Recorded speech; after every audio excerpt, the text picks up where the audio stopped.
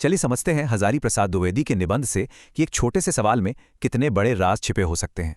ये सब शुरू हुआ एक बेटी के अपने पिता से पूछे एक बहुत ही सीधे साधे सवाल से।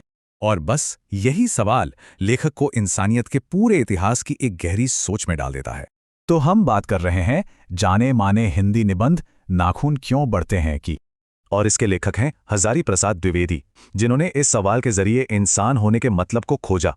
तो सवाल वही है, आखिर हमारे नाखून बढ़ते क्यों हैं? जवाब की पहली कड़ी हमें ले जाती है लाखों साल पीछे, हमारे आदिम दौर में। तब नाखून ही हमारे सबसे पहले हथियार थे। आत्मरक्षा और शिकार के लिए ये बहुत जरूरी थे। ये दिखाता है कि कैसे हम अपने नाखूनों से शुरू करके आज परमाणु हथियारों तक आ पहुंचे।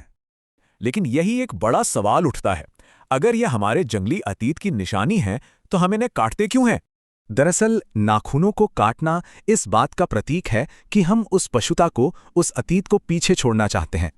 लेकिन ये तो फिर उगाते हैं, मानो प्रकृति याद दिला रही हो कि वो पशुता आज भी हमारे अंदर जिंदा है।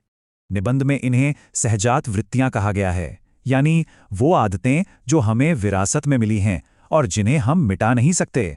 तो ये एक रोजाना का संघर्ष है, हमारी पशुता और हमारी चुनी हुई मनुष्यता के बीच।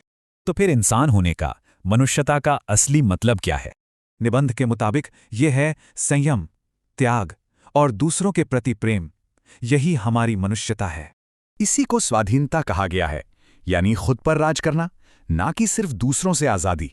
इस नजरिए से देखें तो नाखून काटना सिर्फ साफ सफाई नहीं है, बल्कि ये हर रोज खुद को याद दिलाने की एक रस्म है, एक प्रतीकात्मक फैसला है। ये फैसला है अपनी भीतरी पशुता को नकारने का और अपनी मनुष्यता को चुनने का।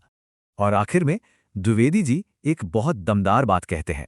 यही है इंसान का खुद से किया गया एक कभी ना टूटने वाला वादा।